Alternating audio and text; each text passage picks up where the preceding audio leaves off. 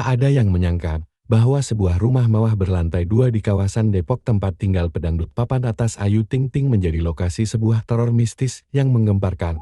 Semuanya berawal dari sebuah kiriman misterius bukan kado, bukan bunga dari penggemar, tapi tanah kuburan basah berisi rambut dan paku karatan. Tak seorang pun tahu siapa pengirimnya. Paket itu tiba tanpa nama pengirim, hanya bertuliskan UNTUK Bilqis. Malam-malam berikutnya menjadi awal kehancuran. Bilqis, putri sematawayang Ayu Ting Ting, mulai mengalami gangguan aneh. Ia ketakutan saat melihat cermin, berbicara sendiri, dan menjerit setiap kali mendengar suara adzan.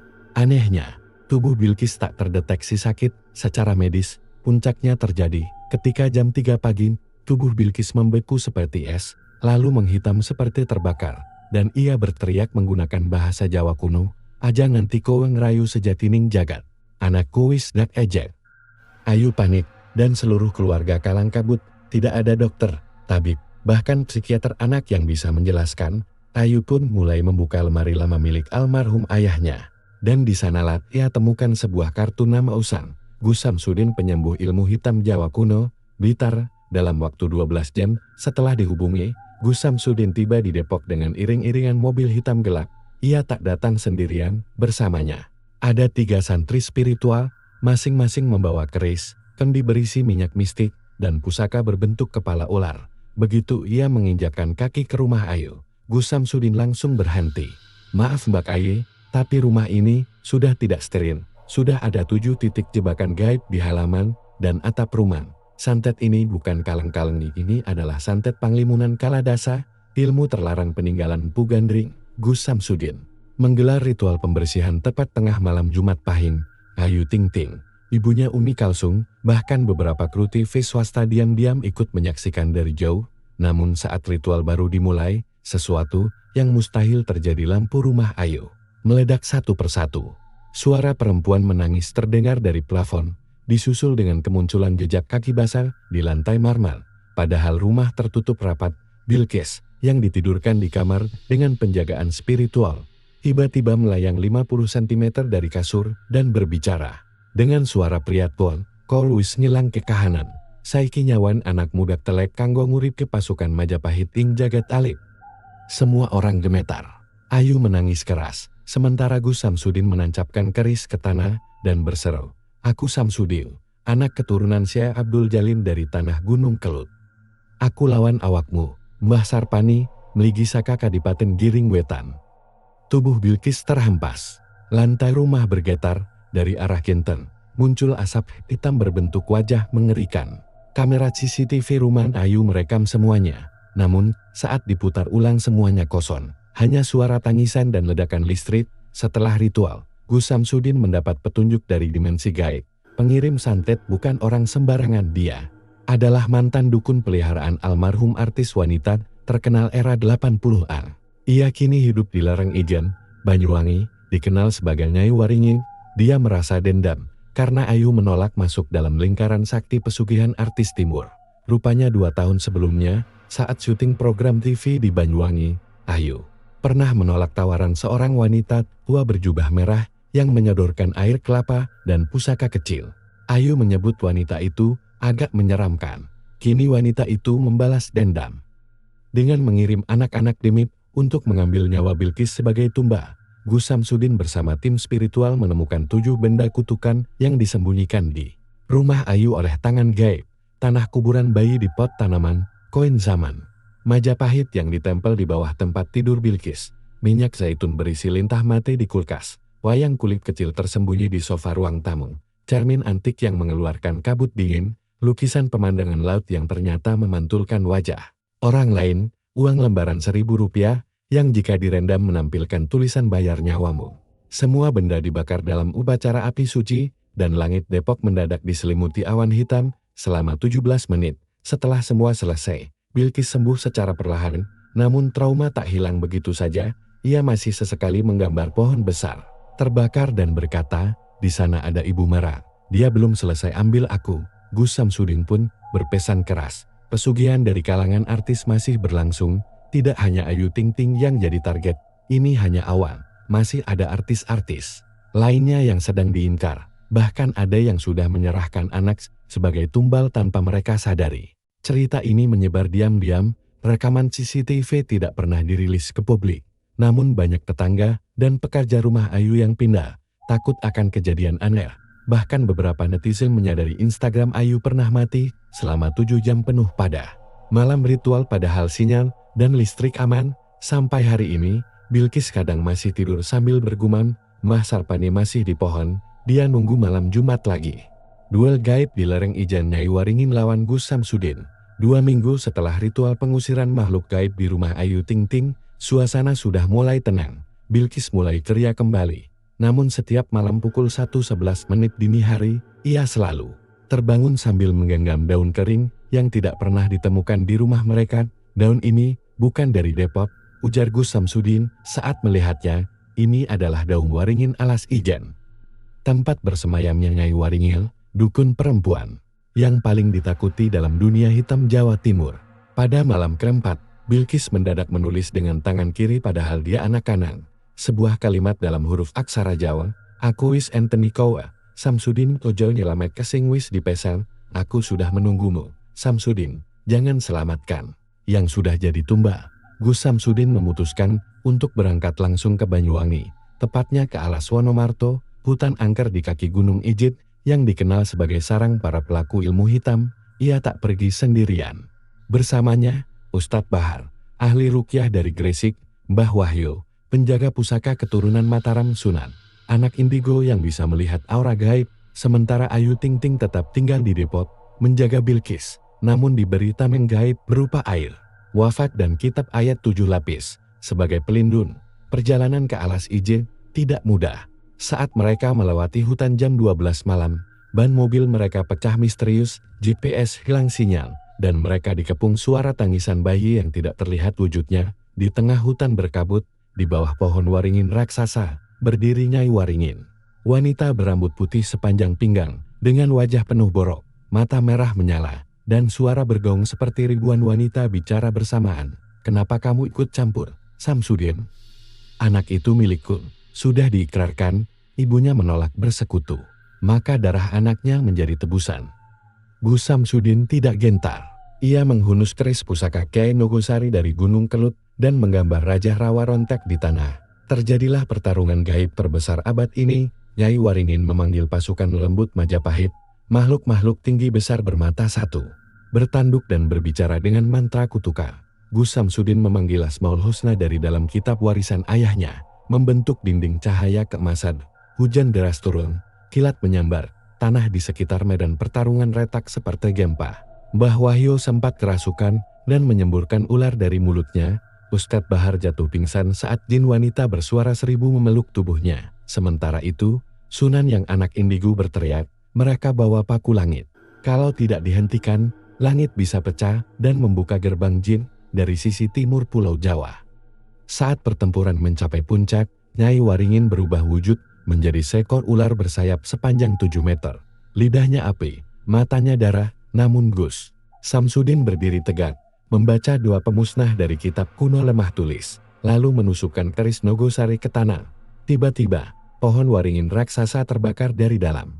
Teriakan para jin menggema di seluruh hutan. Nyai Waringin berteriak terakhir, kutukanku belum selesai. Akan ada anak artis yang jadi pewaris perjanjian lama. Bilqis hanyalah awal. Nyai Waringin menghilang dalam ledakan asap hitam. Setelah kembali ke Depok, Gus Samsudin menyampaikan pesan terakhir kepada Ayu Ting Ting. Santet ini sudah diputus.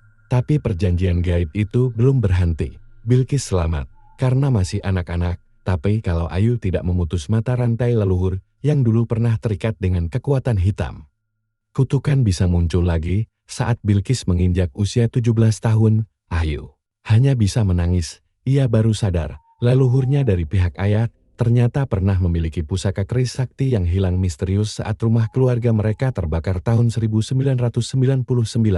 Kabar tentang pertarungan Gus Samsudin dan Nyai Waringin tidak pernah sampai ke media. Tapi di kalangan spiritualis, cerita ini jadi pembicaraan hangat. Bahkan beberapa paranormal menyatakan bahwa beberapa artis top Indonesia saat ini masih terikat kontrak gaib dari jaringan pesugihan timur.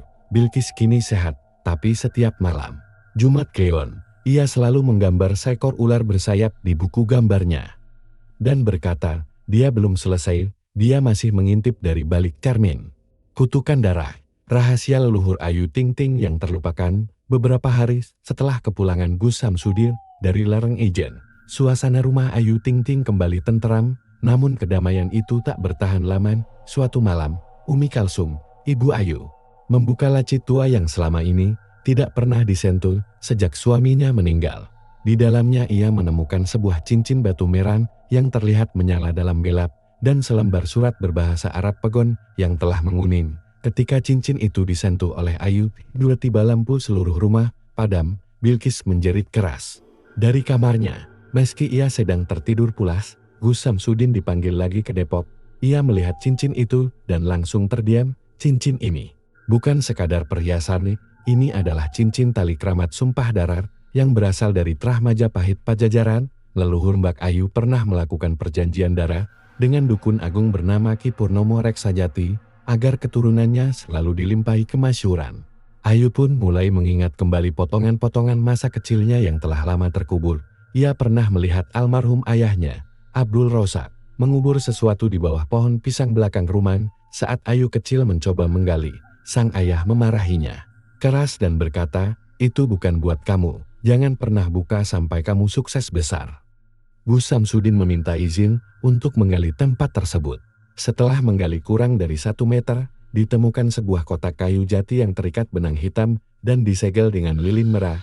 Isinya membuat semua yang hadir bergidik. Foto Ayu Ting Ting usia 7 tahun, dibungkus kain kafan kecil, segumpal rambutnya, botol kecil berisi cairan kental kehitaman yang mengeluarkan bau amis tajam, dan gulungan janji tertulis, selama darah keturunan ini tetap berada di panggung, maka rezeki akan lancar.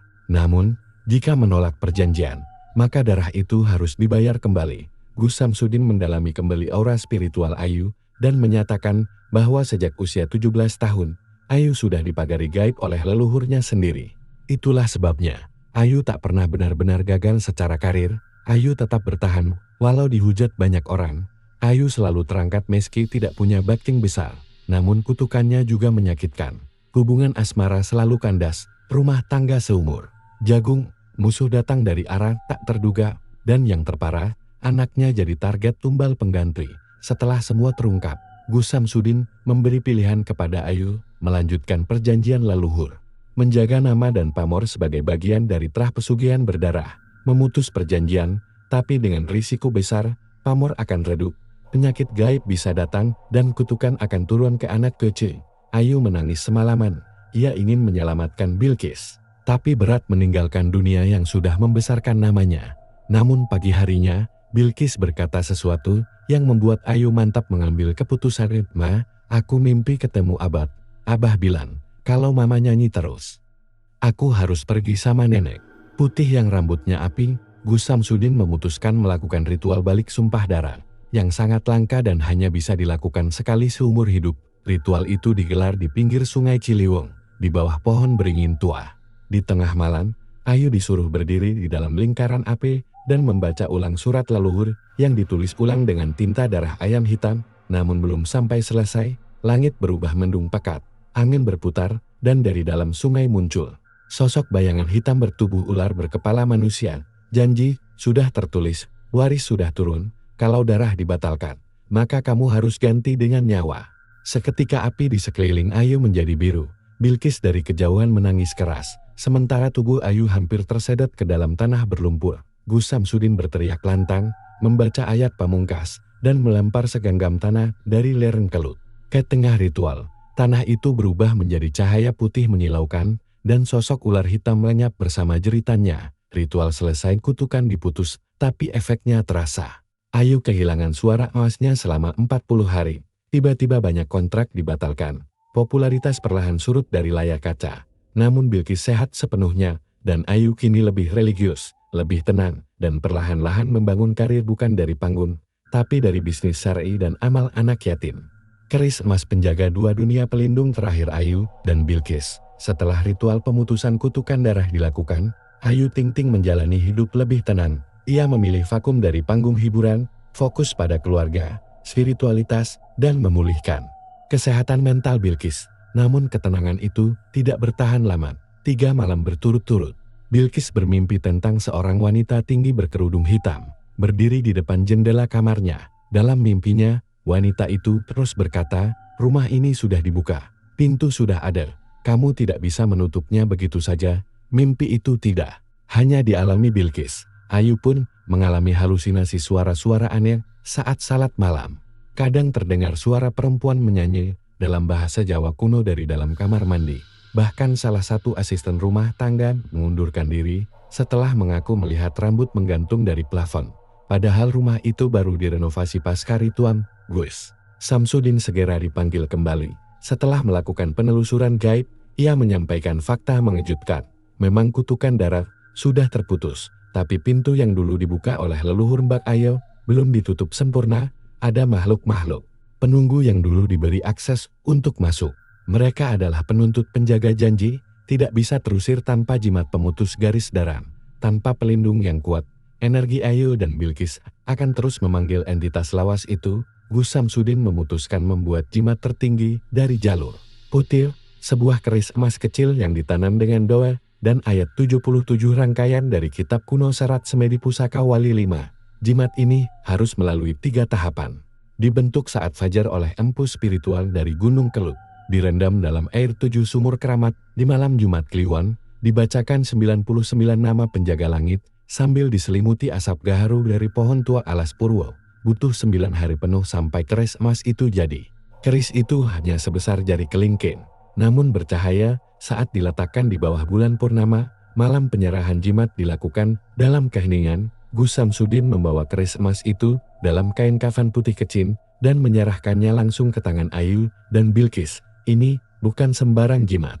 Ini adalah keris mustika Patigani, simbol penjaga 2 dunia. Tapi ingat, ini bukan untuk disembah. Ini hanya sarana penjaga frekuensi, yang utama tetap doa dan ibadah.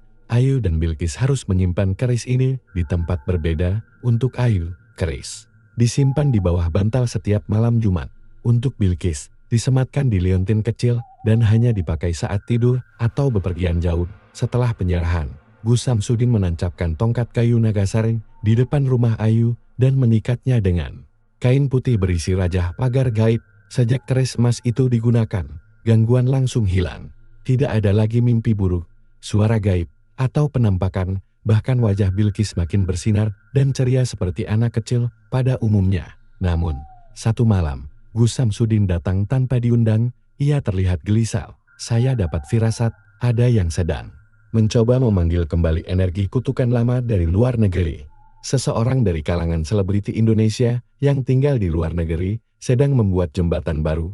Ia memperingatkan Ayu agar tidak ikut tampil di konser atau kolaborasi di luar negeri selama 40 hari ke depan, karena akan ada upaya membuka jalur kutukan dari luar perbatasan tanah Jawa. Kini Ayu hidup lebih hati-hati. Ia tetap tampil sesekali di TV, namun lebih banyak fokus pada kegiatan spiritual, donasi, dan membuka klinik pengobatan Islami untuk kaum duafa. Bilqis tumbuh sehat dan cerdas, namun tetap diawasi Gus Samsudin secara berkala. Setiap darah yang pernah dibuat perjanjian tidak bisa dihapus, tapi bisa dijaga, diluruskan jalurnya. Keris ini adalah penjaga pintu. Selama iman kuat, pintu tetap tertutup. Jangan lupa like, komen, dan subscribe untuk mendapatkan kisah selanjutnya.